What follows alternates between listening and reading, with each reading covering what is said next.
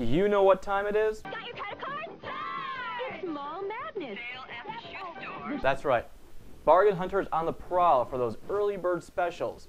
Forecasts are down from last year, but that won't stop the pushers and the shovers. Finally, Ben Bernanke admits he's messed up. I've been waiting since he started for him to tell us he doesn't know what he's doing. And the bulls have been taking charge. Markets had 5 straight days of glory. Last check begins right now.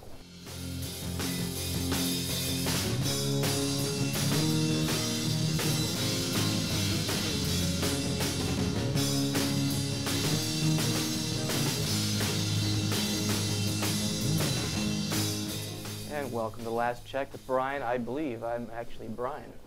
We had an amazing week. The markets are poised to continue their upward trend into Monday. But why speculate when we should actually reflect on what's happened? Last Friday, we ended up almost 500 points, and now we've made it 5 straight days. Even stopping for one day to feed our faces. I know I've actually loosened a few notches on my belt. Need to put that back in. So what's happened in this abbreviated week? Well, let's look back. Hewlett-Packard CEO Mark Hurd said that the company has seen market share gaining in every segment. The #1 computer maker of personal computers has seen notebook sales rise 21% in the quarter, while desktop sales are actually down just 2%.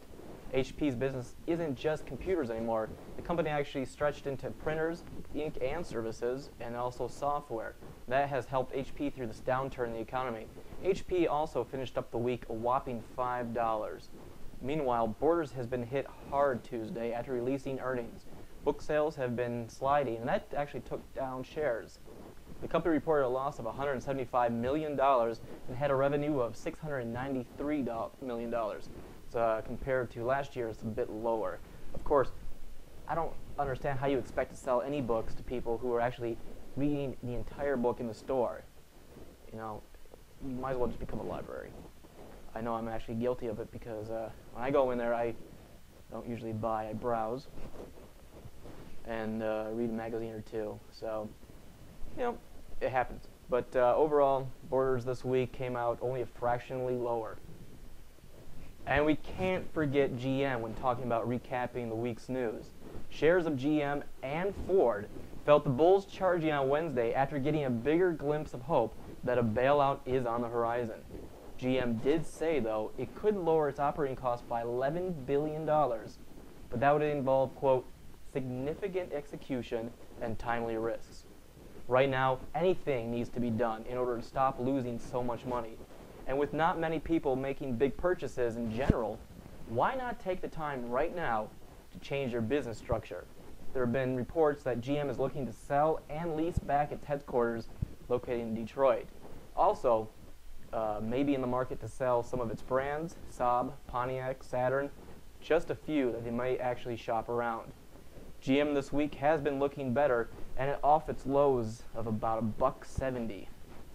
In the week, GM is up more than $2, while Ford for the week is also up a bit over $2. Ready for another round of bank write-downs? Reports say that a total of $44 billion will be written down in the fourth quarter, offsetting the TARP injections that they've already been given. And within the next year, there actually could be new accounting rules that would become effective, which then would force the banks to post another $25 billion in losses. Let's check out some of these bank stocks past week. Bank of America, up $4 to $16.25. Goldman Sachs, dazzling Wall Street, up $24, finishing just shy of $80. JP Morgan, $7 rise right there. And Citigroup, just under $3 this week alone. Oil demand may be looking for a comeback. The IEA said that demand may rebound by 2010. This time we could see oil prices actually surpassing the all-time high of $147. That, of course, means gas prices would follow suit and blow the $4 a gallon right out of the ground. Maybe by then, actually, the automakers would get into play, the whole world of automakers, ready for a shift in higher oil prices, perhaps fuel-efficient cars, other sources of fuel, natural gas, hydrogen. Anyway, It needs to be done now. Not when it happens, but now. Can you spare $1 for a lottery ticket? Easy money isn't so easy to come by these days. When times were bad and people were penniless, they could always find a way to buy a lottery ticket. Well, not anymore.